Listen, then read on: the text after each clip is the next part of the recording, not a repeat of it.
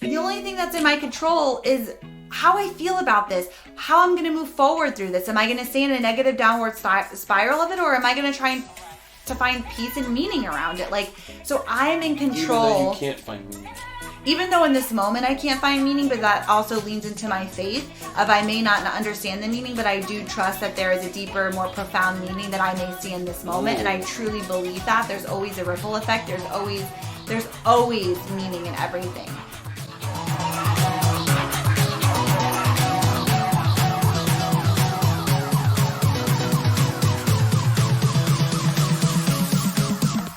Welcome to episode 5. This is a total impromptu episode. Literally, it is real. It is raw because we are currently going through it. We did segue into it in one of our other podcasts. Mm-hmm. But it is the saga that continues of Kim's wedding rings. Oh my gosh. It's so funny. I mean, literally, we weren't even planning on recording a podcast about it. No. And it's like so many people have been following this story and like reaching out, and like there's been so much support and love, and people have just been like so invested, and we feel like we should share this story because I think that there's a really powerful lesson mixed in with it, which we're still like, it's still fresh, but I feel like we have a good perspective. So absolutely. And I think it's funny because what I love about this episode is, Kim and I, this is a new podcast, and Kim and I make outlines. I think even professional podcasters make outlines, right? You need them. This is totally off the cuff, and it's really cool because it's just raw emotion that I think is going to come out in this episode. And I used social media. I saw that you posted the story, and I was like, wow, like you posted on Instagram and you did a story. And then my goal was to go find the rings that day. And I was like, I'm going to continue this because it felt like an outlet. It kind of felt like people were there with me. Yeah, people were like really supporting us. Yeah. And I felt that. It was like my people. Like our tribe, like our like crew was like behind us. Like we're going to get these rings back. Yeah. Like I feel like people were like rallying behind us. Pitchforks and fire and like storm the castle. Yeah. And it did feel like that. And that's been like the biggest positive takeaway is like there was such a beautiful community of support. Not only our community online, but also the people that we work with. We're, trying to find the rings. And one of the girls I work with is like I'm gonna like saddle up and like let's go. Like, well, I guess she was talking about bringing guns, but she has a concealed weapon. But yeah, she's like, let's go get these rings back. Let's take the step. The one nurse that I work with, Linda, was like, "I'll go into the homeless community." Well, we got to tell the story. Let's start from the beginning. Let's start from the beginning, right? Okay. So it was a Wednesday afternoon. Just a normal Wednesday afternoon. Work, gym. And to preface, I have been wearing an engagement ring for 12 years, which is crazy, and a wedding ring for like 9. Okay, so I have had these rings on my finger. They are like a part of me for more than a decade. Well, and they're gorgeous, and they're unique. They're beautiful. And our buddy George Frank Jewelers in Jacksonville, shout outs. Massive shout out. If you want some freaking amazing jewelry, look him up. But his dad created your ring as a unique creation. It's a beautiful, beautiful ring. Not only what it symbolizes, but just the actual rings themselves were beautiful. And there was something I was really proud to wear, and I just loved them. There's no other, I just loved them. So Wednesday we get off work and we go to the gym, and I'm in scrubs and like normal, I have a routine. I'm very regimented. You guys, there will be a theme over the podcast. Like, you will get to know me very well. I'm very regimented. I'm very routined in the way that I do things. And so, like, every other time I go into the bathroom, I take off my bracelets and my rings, and I put them in a zipped. That's another story, sore subject. Wow. Oh my gosh, that's funny I said that. Because Erran always said that I should put my rings in a Ziploc bag and then put them in the zipper pouch. And I'm like, it's fine, babe. It's not a big deal, whatever. And now I'm like, is it? Yeah, okay. So I put them in the zipper part of the bag and go work out like normal. And on the way home, I stopped at a gas station to get gas. And I'm walking out and it's, oh my gosh, this just came to me. You know what's funny? I wouldn't even have walked by him. But at a gas pump, you put your card in and it takes your card and you get your gas and you take off. The pump wasn't taking my card. So I had to walk into the gas station. That's way too many things. Oh my God. I had to walk into the gas station and put 30 on it, 30 on pump 4. And as I was walking back out to my car, a homeless man that we now know his name is 7-Eleven Kevin. 7-Eleven Kevin. He asked me if I had any spare change. And I said I didn't. And he said, no worries, thank you so much, like really nice guy. And so I go back and as I'm pumping the gas, I'm like, you know what? I remember that I had like $1 and some change that I had when I got coffee earlier. And I'm like, I'm just going to give it to him. I'm sitting here, the gas is pumping. I'm going to just go give it to Kevin. So I reach into that zipper part and I scoop up the $1 and change and I hand it over to Kevin. And he says, thank you. Oh, wow, thank you. And takes his drink and walks away. And I was like, okay, like good deed of the day. I'm feeling good, whatever. It was nice. It was very nice. And it's just funny. I just thought of that part of like, I would never have even walked past this man had that pump not been working like normal. Mm-hmm. It's just funny how there's like steps to everything. And so I never would have given him money. I never would have talked to the dude. I know. So, long story short, I get home that night and I'm unpacking my gym bag as I always do to prepare for the next day. And I realize that everything's in the bag except my rings. And I start to panic and I start to throw everything around. I go out to my car. I'm in the laundry room and I didn't want to tell Erran. You remember what I said? You said, did you lose your rings? Mm-hmm. Yeah. I'm like acting panicked. You didn't answer me. And when you don't answer me, I know... That's what it is. I know. I was like too nervous. I was too nervous and I was like, it's got to be somewhere. Maybe it fell out in the car. Maybe it's in my scrubs. And so he's like, did you lose your rings? And I was like, I can't find them. So I realized that they were gone. This is really crazy though, because when we were working out that day at the gym, I was on the rower and I happened to look and I got this weird feeling from a guy that was standing next to your bag. Yeah. And I remember thinking to myself, is he going through our stuff? Mm-hmm. And being like, who would do that? There's cameras. Like, right. Who would do that? And it's out in the open. And I just literally just went about my business. So then when you're like, I can't find my rings, I was like, motherfucker stole the rings. Yeah. And my gut was telling me that he took them. Yeah. Right? Poor guy. So Erran, he didn't. And I feel like there's so many layers to this story. But we're gonna tell them. Erran goes back to the gym. Flew there. Like that second. The second I said the rings were gone, you went to the gym. We work out at a 24-hour fitness gym, and so Anytime Fitness. I thought it was called 24 hours. Anytime Fitness. Oh, well, it's open 24 hours, and you have like a key entry. Yeah. And so the people aren't always there, right? They leave at a certain time, but you can still get in and out. So Erran went. And nobody was there, but he like searched the bathroom because then I thought, oh my gosh. At this point, we didn't realize we had given. I had given it to Kevin.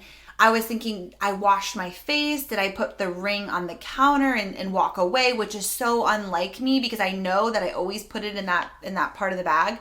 But I thought, well, maybe that's it. So Erran goes to search the gym to see if he can find the ring. He can't. And so. Did you want to say something? Yeah, so that basically ended that night. Like, we were so upset. Yeah. We had all the emotions. There was some anger that came out. I said some things. Yeah. Like, I thought she was being careless. Like, It just, it's BS. Like, really got it. Because, again, like, all I can figure from my head, and I think I'm, like, really going into this when you give advice or when you're upset. Like, all I can know is what I do. And I have a routine as well. But my routine makes sure that somebody's literally going to have to shatter my windows in my car, go through like this area because I hide my stuff in the car, but I know where it is, right? And so it never goes into the gym. It never gets that thing. So I'm looking at that. I know, and you're judging me. I was. And like it wasn't the right thing to do, but it is a reaction and I'm learning from it. But like... In my defense... I've had the rings for 12 years. I've never lost them. Like, right, but I'm not a careless person.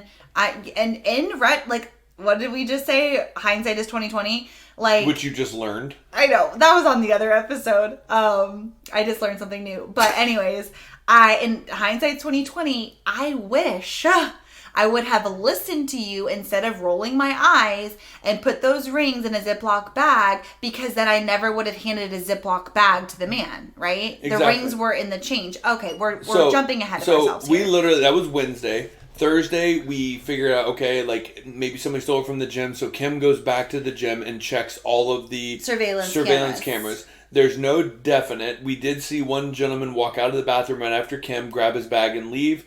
The people at Anytime were awesome and actually called him, but made it really cool. Like, we're just calling everybody. Yeah. Like, it was really awesome that they did that. Yeah. And so we checked with pawn shops. We filled out a police report. We did all the things. Fast forward to Sunday. So I went to work, and at this point, you know, I'm just like, crap, like, they're gone. And at this point we still weren't sure. Were they taken from the gym, or did I give them to the homeless guy? And I kept trying to justify, like, there was that, we all had that gut feeling. My gut feeling was like, I gave it to the homeless man, but I didn't want to believe it. I knew you did too. I didn't want to believe it. I'm like, I can't imagine I would be so careless and hand over my rings to somebody like that. I didn't want to believe it. And so I'm driving home from work, and I see old Kevin at the 7-Eleven where he hangs out, where the crime originated. Which is why his name is 7-Eleven Kevin. Right. Which we didn't name him that. The homeless community did. Yeah, our new friends. Yep. And I pulled in, and I said, hey, like, I was here a couple days ago. I gave you some change. Did I happen to hand you my rings? And he said, you did. And I thought they were a gift, and I sold them. And I was like, oh my God. Where? Okay, this is the funny part. He said he sold them at the orchard. And it's funny because he was pointing across the street, which is where the orchard is. And I was thinking the Orchard hardware store. So did I. So I'm emailing the cop, because now I have a police report. I'm talking to this cop. I'm like, he sold them at the Orchard hardware store. Is there a way that we can look at the footage from the Orchard hardware store? Come to find out, the Orchard is what they call the homeless community, where they live. It's in an orchard. It's in an orchard. It was just so funny, because she's probably like, what the... Or there's not even an Orchard hardware in Orville. No. So anyway, Kim rolls in the door on Sunday, crying, and I'm like, oh my God, what happened at work? So I was off that day. I was all excited because I had, done all this inspirational things. Like, I was ready to come home, and like, I was high vibing, and I see her just like in tears, and I'm like, oh my God, what's up? And she was like, I knew they were gone. She's like, I saw Kevin, and he sold my rings outside of the orchard. And so she was like, they're gone. That's it. And something in me triggered, and I was just like, you just saw him? And you're like, yeah.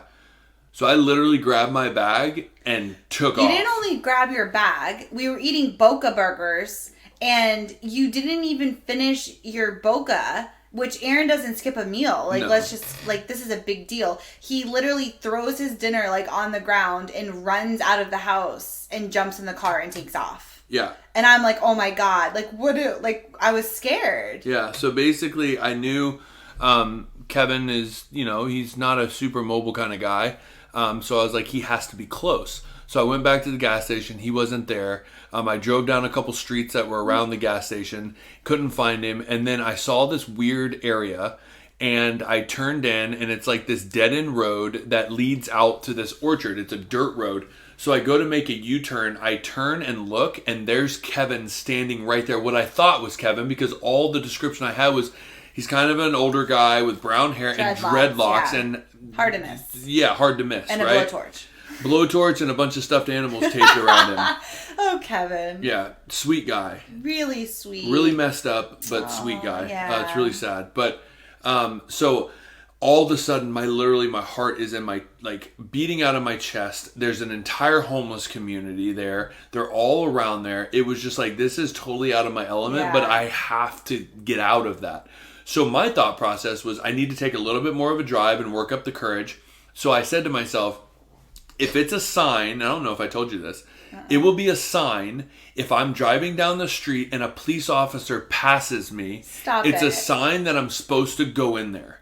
And that's what I use. So I'm driving down the street, and sure enough, at the stoplight, right there where Rayleigh's is. Yeah. Can't call it Rallies or else you get stoned in Oroville. So there's a police officer. So I stick my hand on my window and I'm waving. Well, he thinks I'm just like, hey, buddy. Oh my God. It was a sheriff, Randy, who was literally the nicest guy ever. Can't thank him enough. But he pulls over. So I do a U-turn. I go in and I'm like, dude, weird story. I tell him the story about the rings. And I said, I'm about to walk into the homeless community and talk to this guy, but I'm nervous. I don't know what could happen. Is there any way that you could follow me and just kind of be there? Like, you don't have to walk with me because I don't want to scare them. I don't want them to think I'm coming in with the full force of the police. Hot, yeah. But at least I have some peace of mind in case something went wrong. So Kevin was out by the road, which I felt very comfortable with. And so I get out of the car. And I was like, I thought his name was Daniel. Yeah. And I was Where like, did that come from? I called him Danny. You Boy did, but too. the people at 7-Eleven knew him as Kevin, and I said Kevin, and you said it's Daniel. Daniel so then Boy, yeah. I was like, are you Daniel? And he was like, no. And he was like, I'm Kevin Connor, like whatever his name. He said his full name, and I thought it was really sweet, like whatever. And I was like, Kevin, hey, what's up, buddy? Like, my wife, she handed you some change, and she also handed you her wedding rings, like. Do you have those? And I said, I heard you sold them. And he was like, yeah, I'm so sorry. I thought it was a gift. Like, I sold them. And I sold them to Frank. And I said, well, who's Frank? What does Frank look like? And he said, Frank will be back in a minute. And I said, really? That's awesome. Like, what does he look like? And he says, he has a wheelbarrow. And so I'm like, well, thank you, Kevin. Like, I really want to get these back. If you could do anything you can to give them back and, like, get them back for me. He was just like, yeah, whatever. I am so sorry. I apologize. Mistake, whatever. I thought it was a gift. Anywho, so then the officer and I were talking, and he was like, all right, man, good luck to you. Like, thank you very much. But the cool thing was, I turned around, and Officer Randy was standing right behind me. Like, he was there with me, which was cool. I love that. I just want to say, like, as a side note, too, like, but what's going on behind the scenes, too, is I'm home. I didn't know. Erran texted me that he was going into this community and it was getting dark. And I was so nervous because I'm like, you don't know what you're walking into. You have no idea. Like, it's a big group of people and you're walking in and you are There's saying, a lot of drugs in Oroville. There's a lot of drugs going on. And it's like, I was so nervous. I'm like, oh my gosh, like, what if he walks in there and they, like, try to beat him up or, like, rob him or something? So I'm, like, texting him, like, and then his phone wasn't working, so I'm like freaking out. I had my lucky knife in Randy. Your pocket knife. Well, yeah, and I didn't know about the cop either.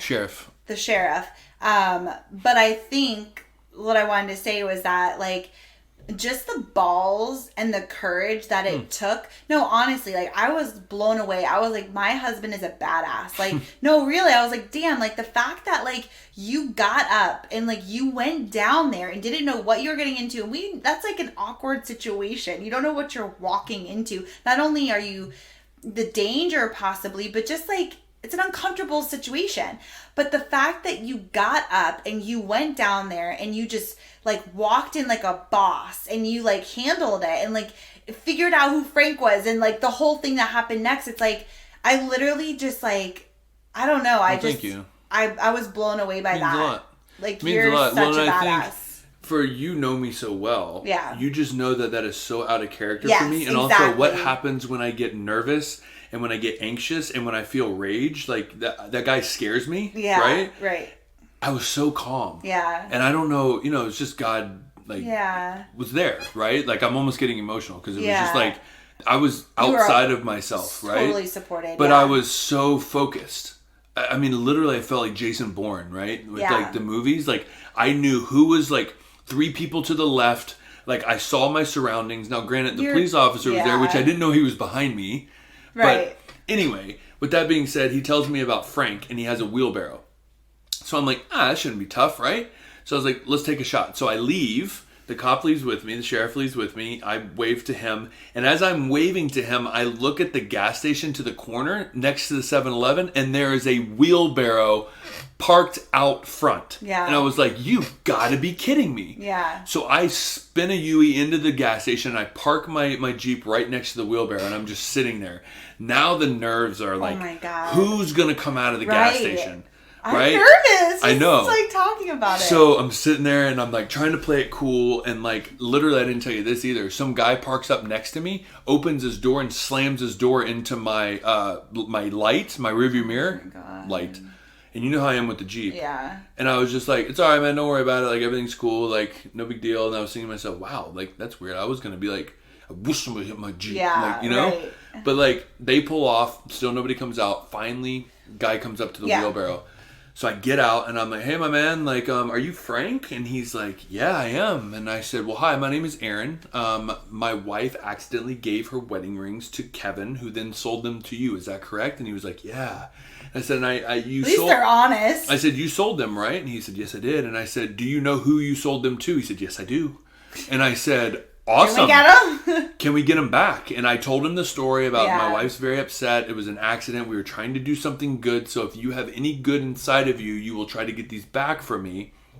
And I said, can I give you anything to help you with this? And he said to me, quote unquote, don't give me anything until I get these rings back for you if you want to. Yeah. And I was like, wow, like, that's really freaking cool. Yeah. So he's like, give me an hour and I'll be back. They tend to say that a lot. Give me an hour. The other right? guy said, like, yeah, you did say an so hour. I was like, cool, well, here's my phone number. And he said, well, I don't have a phone, but the people in the community do, so I'll call you. And I said, you know what? Like, this is too important to me. I'll just stay here and you go and I'll be here. Yeah. So then I see him going to that community, and he was like double timing it, right? So I was like, this guy's in it, right? Yeah. So I'm so hopeful. So I pull in and I follow him and I sit there. 7 o'clock turns 3 hours to 8 later. o'clock. Like, 8 you were o'clock gone for 3 turns hours. to 9 o'clock. 9 o'clock I'm home turns to freaking 10. out, and I'm like, babe, come home. It's dark. And you were like, no, like, I'm waiting for Frank. I couldn't stop. And I'm like, babe, I'm so scared. And like, you're like, I'm waiting it I was out. literally- You sat there for 3 hours. I did. And so the homeless community knew I was there, so I kept popping in. Hey guys, is Frank back yet? And they're like, no, he's not back yet, blah, blah, blah. So I said, well, just let him know I'm out there waiting, whatever. Sure enough, 10 o'clock, I was literally about to pull out. I said, I'm giving up. I'm going to go. Here comes Frank out of the homeless community. And he had a box of cereal, and he's just basically like, sorry, man, the guy I sold him to gave him to his baby mama as a gift, and the baby mama is not there. So he's going to ask her tomorrow to get him back. And so I'll go light a fire under his ass. I'm going to get him back for you because I'm an honest person, blah, blah, blah, blah, blah. Come to find out, baby mama had him.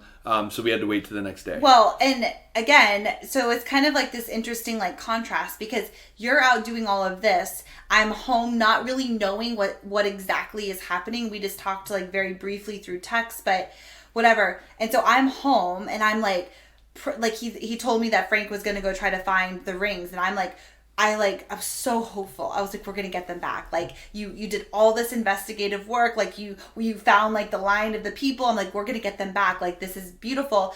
And then the doorbell rang and I'm laying there and I thought it was Erran. Because, okay, to preface, we live in the middle of nowhere. Mm-hmm. We have one neighbor. We live off a dirt road. We don't have neighbors. So I'm like, oh my God, it's Erran, and he got the rings and he's surprising me and he's gonna like propose or something, you know, like on the something porch. I would do. Yeah, exactly. I know. So I was like, this is what's happening. I was actually thought in the Jeep, I said, where is there a place that can be open that I can go clean them and get a box? Oh, you're so sweet. Yeah. I know. And like, so I opened the door and it was our neighbor, the one freaking neighbor we have, and he came over to bring me a bag of tomatoes, which was awesome. So sweet, and I'm so grateful. But when I opened the door and saw it was him, my face, it probably just like, I was like, you? I was like, what?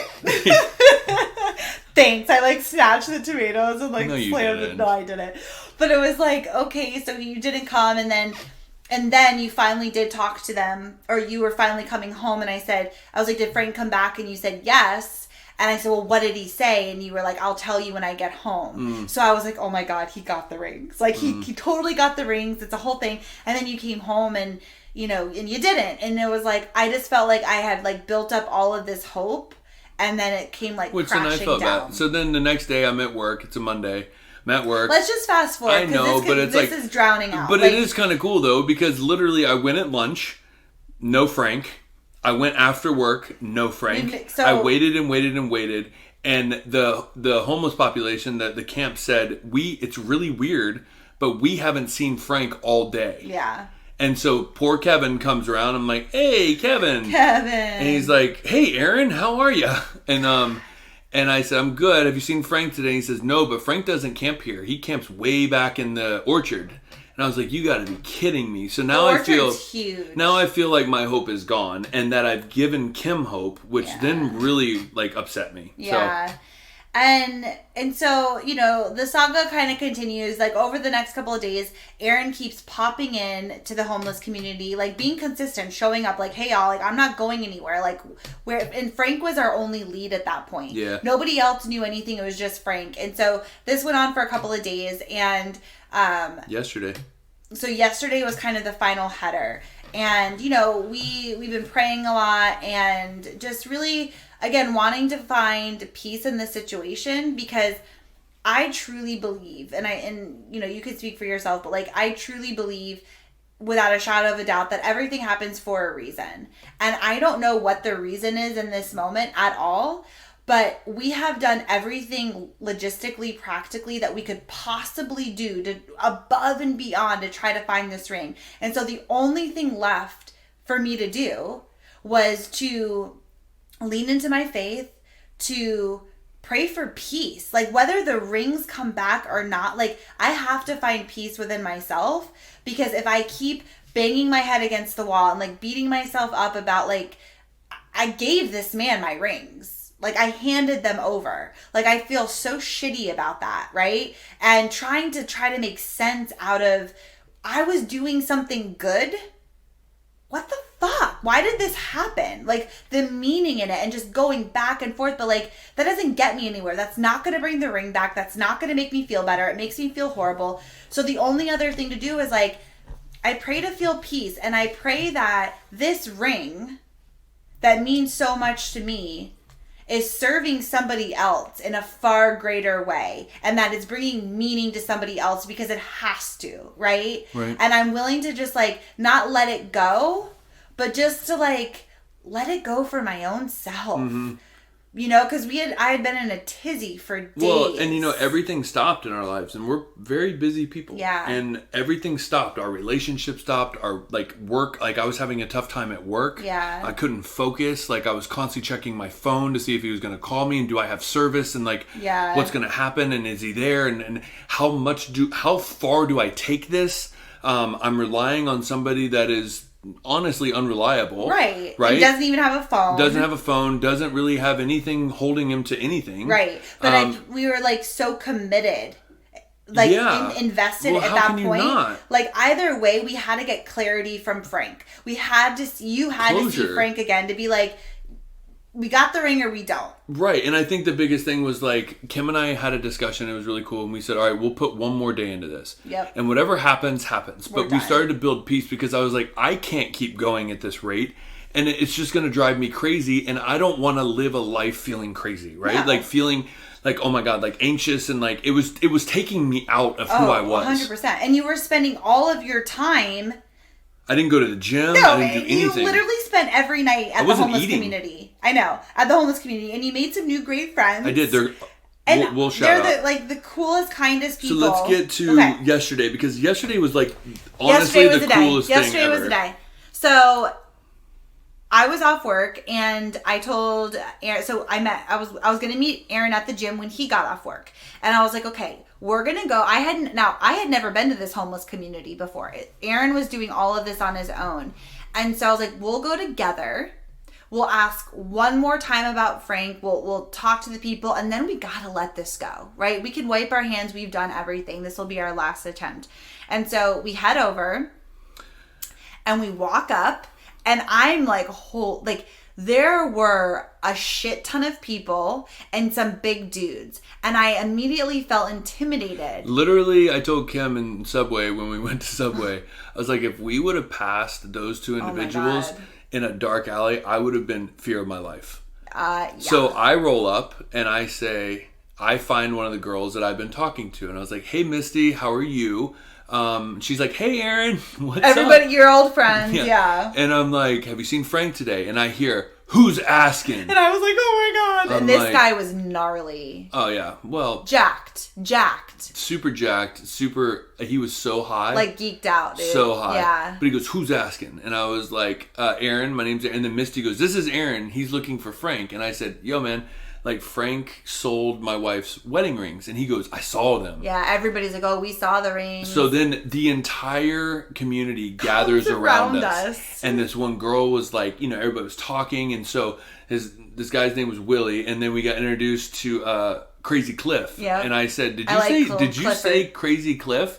So we're telling them the story. And Misty's like, no married woman should be without her wedding rings. And they're all like, you know what? We're genuinely good people. We might not look like it, but we're honest people. And then Cliff looks at Willie and goes, you want to go? And he goes, let's go. Yeah. And they literally... all of a sudden, a minivan comes out of nowhere. I'm like, where the hell did this gold minivan come from? It like rolls up like freaking with angel wings. They jump on the back of the minivan. They hit the top of it and they're like, let's go. Take off. And he's like, give me an hour, man. I'll get these rings back. I know exactly who has them. Yeah. So then angel number 4 comes out named Josh. And he's normal clothes, nice hat on, nice looking guy. And he's like, can I see a picture of the rings? Just cool and calm. Yeah. He was like suave. Yeah, like that. He was suave. He's like, he was a hustler. He's like, let me see them rings. So I showed him a picture of it. And he's like, all right, man, cool. Like, let me get your number. I'll give you a call if they figure out, because there's no sense in you guys sitting around here, but I'll keep in touch with you. Just cool and calm. And he had a cell phone. He had a cell phone. Oh my gosh. So anyway, I'm like, dude, what's this kid's story? Like, I kept telling Kim, like, what's his story? I'm going to ask him. And Kim's like, don't ask him. Yeah. But like, he literally, we're sitting there. So I said, Kim, I'm not leaving. Like, they're about to go find the rings. They know where they are. Yeah. I'm going to sit here. And she's like, no. So we sat there about an hour. We were listening to a podcast. We were chit-chatting and like talking about our plan. And Josh comes out. And we were just like, man, like, honestly, can you be real with me? Like, what are the chances we're going to find that? And he was like, to be honest with you, like, they know who has them. They know. And he said, because we were like, just be real. I was like, just be real. Like, are we wasting our time? I'm not trying to waste our time. If we can't get the rings back, it's fine, but we just want to know either way. And he was like, they know who has the rings and money talks. Mm-hmm. So how much are you willing to pay for these rings? Which then puts us in an awkward predicament because we're like, damn, well, how much should we say? Like, what are we talking about here, Well, and that's we were like $150. And what's funny is I had just watched a podcast with Tom Billu where he said that, his company Quest, they hired anybody with any background. So they had like criminal background people and like people that like sold drugs and stuff. Yeah. And as he got to know them, he said that they're better entrepreneurs than he was. And he's $1 billion entrepreneur. Yeah. So that's sticking out to me that this guy, they're smooth. Yeah. They know how to talk to people. And he was like, he literally says to Kim and I, so yeah, man, what's that ring worth? Like 8,000, like 9,000? And I was like, it clicked in me. We didn't want to be funny. Like, no, it's worth so much more. It's worth way more than that, dude. Yeah. But like, literally it clicked. That episode clicked in my head, which is funny that these episodes also contribute to Street Smarts. Right. And so I said, oh, dude, I don't know, man. It was a gift, to be honest with you. My buddy's a jeweler at a jewelry store, and he said that he didn't want his 2 best friends to get married with nothing that wasn't special. Yeah, so we made it so we're like, we don't know how much it was. No, but we do, obviously. Obviously, but yeah, we didn't want to, like, obviously we wanted to play down the fact that the ring was expensive and very valuable because... They're passing it around 4 times for drugs and like $20. And can I just say this, like, this is the thing, like,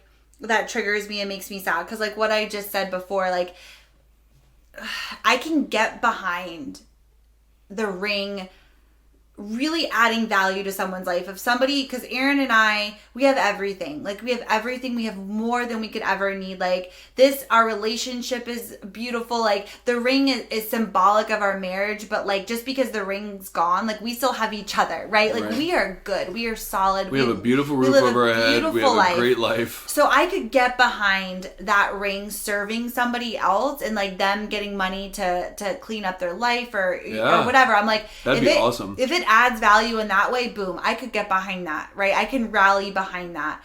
But what I couldn't get behind and what is making me sad is in the people of the community were telling us is that they were the ring was selling from person to person for drugs, for a hit. So it's like for the ring to be passed around and like so devalued of just like, I'm gonna sell this for like a hit of meth, like I was like, my heart, like just like, because that's not serving anybody. So what is the freaking point? But is it though?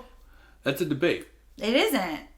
In our opinions, but it's serving them. Like, it's not. And, like, that, to me, Which that I agree. Don't get me wrong that I say, like, but I'm saying in their world, right? But my point is that, like, hearing that. Right.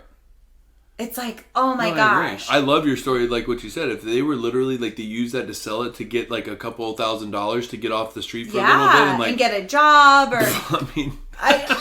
I mean, that ring is worth a shit ton of money. It is, but you're not going to, you're not going to I'm just saying, if it helps somebody in a real, tangible way. I love that. That's what I'm holding out for. I love that. So anyway, basically, Josh tells us to leave. He said, it was funny because he said to me, quote unquote, like, man, you guys need to get out of here. How long have you been sitting here? It is hot out. Which I thought was really funny, right? Because we're sitting there. I'm totally cool with sitting there. We're in our air-conditioned Jeep. Yeah, but he was like, man, it's hot. Like, you guys get out of here. I'll call you. And so I've heard that before, like, I'll call you, but for some reason, this guy was awesome. And so we went to Subway to eat so we could stay close. And then we're like, you know what, let's just go home and just No, that's not true. They came back in the minivan. They came back in the minivan. Oh, right before we left. Yep, Wild Willie pulled up in the minivan, and he came over, and he was, like, naked, wasted. And he basically said that Crazy Cliff was working on it. Is still down there. He's working on it. And he said, you have my word that I will call you as soon as we find out. Because the word on the street was that, and I don't know if we had already said this, but whoever Frank sold it to gave it to his baby mama as a gift. I did. And so the purpose of it was to find the baby mama and to get the ring back. And pay for it back. To pay for it to get it back. That was where we were. Right. And so he said, I will call you. You have my word. So Erran and I then decided to leave. Mm-hmm. And we went to Subway. Mm-hmm. And on the way home... Yeah, on the way Erran home, got the call. I got a call from Josh, who Josh took it upon his own hands to walk down Josh there himself. himself. Look this, I'm going to go figure this out. Well, he knew because we said, Josh, if you handle this yourself, like, we'll make it worth your while, right? Like, at this point, right? So he walks down there himself, and he basically talked to the guy that Frank sold it to, and the baby mama was there. And he basically was like almost like a police officer or a doctor breaking bad news to me. He was like, hey man, I just want to let you know that I've been there before. My ex-wife got her ring stolen and I know how you're feeling, but I just want to tell you it's up in the air right now. They sold them to somebody else and they have no clue who they sold them to. Yeah. It's nobody in the community. So they're out and about within the city. So I hate to break it to you, but I'm sorry. I know how you feel. And I was just like, wow, dude, like, thank you so much for calling me. And what's funny is I was like, yeah, man, keep in touch. Like, like we're old friends. Like, let's go grab a beer and like talk about life, you know? But, and you know, here's the thing is like that. So that's what, this happened yesterday, right? So we're recording this pretty fresh off that. And super disappointing because I really thought. I thought we had especially when he said money talks. Like, we were willing to pay for these rings back. And within a certain extent. Obviously within reason. But, like, again, we're selling it to, or we're buying it back from people that are probably selling it for $20. We also had negotiation factors that I was going to bring into the fact. I was like, you can either take $150 or now that I know you have them, you are facing grand theft. Yeah. And we filed a police report. And so if they were ever to turn them in at the pawn shop, they would be flagged and arrested. Which tell them what the cop said to you, because I've always wondered this. The fact that Kim handed the rings to somebody, is that theft? Yeah, so I just talked to the police officer. She actually just called me. We were recording another episode, and she called me, and basically they're going to investigate it for us too. So there's still hope. But she said basically the minute that I handed Kevin the rings, and the fact that he took them knowingly and didn't say like, "Hey, are you giving these to me?" or whatever.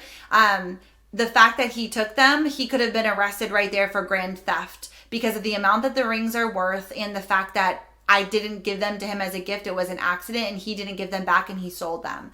And so there's a case around it. And so, anyways, which we don't want to happen. And I don't want anybody... Don't take Kevin to jail. No. I don't want anybody getting charged. I don't want anyone to go to jail. I just want my rings back. Mm-hmm. And, you know, I think the takeaway too is like, the ring is just a thing. It really is. It's just like a rap song. The ring is just a thing. Whoa. The ring is just a material thing. And again, it has nothing to do with our relationship, but they're so meaningful to me, you know? And it's like, of course I would love to get them back. But like we said, we're also just trying to find like peace and meaning within this whole thing. I think we have found peace around it. Yeah. Literally. I mean, you did say that because we see 7-Eleven Kevin all the time. Something. Go ahead, sorry. And I wrote an Instagram post about this today, and I think it's just like a good. There's lessons in everything. Beautiful if you haven't read it, go to @Kim and Erran G. And I wrote a post all about this, but to paraphrase it, like, it's a beautiful reminder. Like, sometimes things happen in life, and no matter what we do, we can't fix it, we can't control it, we can't figure it out, we're not getting the ending that we wish that we would have had. There's nothing that we can do. It's out of our control. And so when that happens, sorry, Mimi's snoring and she's distracting me. The only thing that we have control of in our life is our perception of things, is our own peace, is our own mindset. I always say this. I think Gabby Bernstein said this, and I totally took this from her. We always talk about her. Yeah. She says, you can't always change your experience, but you can change the way you experience your experience. Beautiful. Or experience the experience. Yeah. And it's so true, because the only thing that's in my control is how I feel about this, how I'm going to move forward through this. Am I going to stay in a negative downward spiral of it, or am I going to try to find peace and meaning around it? Like, so I'm in control. Even though you can't find meaning. Even though in this moment I can't find meaning, but that also leans into my faith of I may not understand the meaning, but I do trust that there is a deeper, more profound meaning that I may see in this moment. Ooh. And I truly believe that. There's always a ripple effect. There's always meaning in everything. And I may not see it as a human in this moment, you know, but somebody could be experiencing it somewhere else, you know? And so I think it was just that reminder to us of like the things that there's always things that we can't control, but we can always control us and how we show up for the experience, what we learn from the experience, what we take away from the experience, our attitude towards it, our mindset around it, and our own peace. Those are the things that no matter what, nobody can take from us and that we have control over. And that is a really, really, really powerful, important thing in all areas of our life. I love that. And I think I have one other thing to add too, I think from my perspective, because if I lost my ring, I can only go with how I would feel, right? But then the fact that it wasn't my ring, like, I don't operate very well if I don't do everything possible. Yeah. Right? Like, even when it came down to sports, I've always said, like, I don't mind losing as long as I know that I left nothing on the table. Like, I can literally shake hands with somebody and be like, you beat me. Like, It's good, right? Like, I understand that. With this, it's the same thing. I literally needed to feel that I did everything in my power and there was no what ifs. Yeah. Because if 100%. You live life with what ifs, there's always that resentment, right? Yep. Like, what if? But now, that's why I feel so peaceful. You even said to me when I broke the news to you, you said, why aren't you more upset? Mm-hmm. And I said, well, because I really feel that we did everything. Yeah. At least me personally, too. Yeah. Like, I did everything I could. And that was like, it's a very peaceful place. It's like, exactly. It's like you get, like, we have clarity around that because there's nothing else I would have done from a practical standpoint. We took every single step that we knew what to take, above and you went, above and beyond. So when you take a look at that and you're like, there's nothing else I can do. I have done my part. There's nothing else. Then I feel like it is easier to find that peace because then it's just like, I'm going to surrender this over because there's nothing else that I can do but let this go and lean into that trust. And if the ring is supposed to come back, I welcome it with open arms. And if it is not, I trust that it is serving someone else, and that is all I can do for my own sanity, my own spirit, right? My own happiness, which is the most important thing. And I think it's beautiful what somebody said in the post about, like, you know, we'll find a new ring that'll have like a meaning, but then this story will live on, right? Because this is the story of the original rings. Yeah. And that story led to the new rings. Right. Which now, I mean, the story just grows, and I think our relationship grows again. Like, we're so blessed. Like, the symbol of our relationship is not going anywhere. Like, we are strong. We are still good, and that's all that we matters. Still like each other. And it's funny because one of the thoughts I had was, the ring was beautiful, and it was something that I was really proud of to give you, and it literally was to the point where, like, I feel like when we walk into, like, a dinner or we walk in somewhere, like, I love that my wife has a beautiful ring, right? Like, and that's so, like, statusy. It's so like shallow, but like, if we're just being truthful, I felt the same way. I was proud to wear it. It was beautiful. I got complimented all the time on it because it was a beautiful, beautiful ring. It was, and I loved wearing that ring. Yeah. And here's the other thing: is like, we bought that ring. Erran bought that ring, 12 years ago, the engagement ring, right? And so we were in a totally different place then. And now I would never spend that kind of money on something like that ever again. Even though we could drop that money, no problem. Even though we could. It's like, to me, like, that's not important. That doesn't add value. Of course, I want something on my finger because I feel weird and crazy and naked without something on my ring finger. And so we will replace it to some extent. But, like, we will never spend that kind of money again. We will never invest in a ring like that. So my days of wearing this beautiful, big wedding ring are over. And that's a kind of an interesting feeling to have. Even though it is superficial, let's just be real about it. Like, we will never spend that kind of money again on it. And did you say it is never? what it is. Really? No, I wouldn't. Yeah, don't say never, because, I mean, you never know. You never know, but I just think my priorities are so different in my life that, like, yes, beautiful diamonds are beautiful, but, like, I'm not spending that kind of money on them. I would much rather have a cool experience or, like, travel the world or do something like that. So you're telling me that if somebody gave you a beautiful ring, you would be like, no, I'd rather have the experience?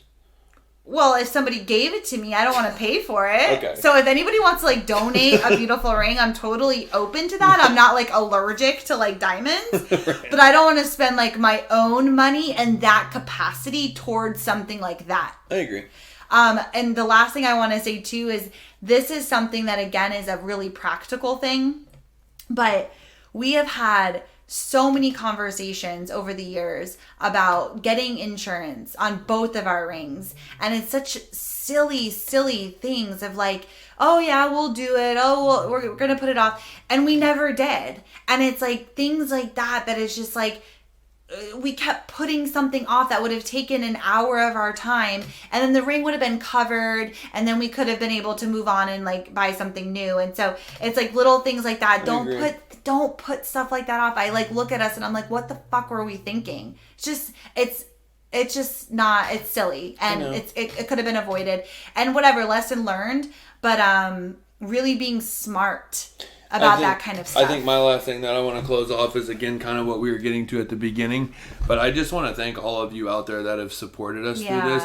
It literally did, like we started off in this podcast, I felt like I had a fiery army behind me. And none of you guys were actually physically behind me. But the support has been amazing. The comments have been amazing. This journey has been amazing. It's been a growth. I mean, Linda, the lady I work with at work, she literally was like, listen, I'm a nurse, and the homeless community will like a nurse, and then I'll go in because they don't know that I'm connected to you, and I'll bring waters, and I'll bring like deodorant and toothpaste, and we'll do like an outreach, and I'll just happen to ask about, has anybody seen some wedding rings? And like nonchalant, like nobody. Because then she's like, I can infiltrate the entire camp. Oh my god! And it's just beautiful, right? Yeah, like, people just wanting to help, and I think at the core, it unites people. It does, and at the core of each person, I truly believe this. People are good. People are kind. I agree. I still people believe that. Want to be helpful. Even all of these people we met in this community that, we said, like, from their physical appearance, they looked kind of scary. Like, you could tell, like, some of them were, high or whatever. But at the end of the day, everybody was so kind and so helpful, and were doing the best of their own ability, of what they could give at the time, to try to help us and help us find the ring. Mm-hmm. And I think remembering that no matter what people's physical appearance looks like, people are good to the core. I believe that people are good, and they're, we have crazy things happen in this world, but I think like remembering that people are good, and people are only, Kevin, bless his heart, like like a part of me was really angry with him, but you know, he's doing the best that he can with what he has. And you know, whether he really thought they were a gift or not, you know, it's like he was handed something that had value, and for him, he looked at it as an opportunity to make some money because of his condition, you know. So, but I do believe people are good in a whole. And so anyways, that's pretty much a wrap. We will be keeping you guys posted. The journey still continues, though. The saga continues. The saga continues. Stay tuned. The police officer called. The police officer called. So send prayers. We're still hopeful. We're hopeful, but still feel at peace even if it doesn't come back. And we will definitely keep you guys posted. Yeah. So as always, head over to freedomandscrubs.com and leave a 5-star review and subscribe. And well, even on top of that, guys, take a screenshot and shout this out to your friends. Share it with your friends. Tell us what you loved about this episode. Really, we do this because Kim and I crave community. We love hearing from you guys, and just, you know, really just leaving us a comment. Just leave us a comment, please. I like to talk to people. Wait, there's no comments. Like, it's a review. So leave us a review. Well, not only that, and share on the socials. If you like our podcast and you know anybody that might enjoy it or add value, please share it with your friends. Tag Freedom and Scrubs. We're always going to have like a post on Instagram about our podcast, so you can go in and like give us a comment. Loves it. Yeah. All right, guys. We will see you on the next episode. Until next week, dream big and live free. Okay. No? No. Dream big and live. You said you hated live free. I do. Live free or die. It's the worst. That's Vermont's. It's not Vermont. New Hampshire. New Hampshire. All right. Anyway. Peace out. Deuces.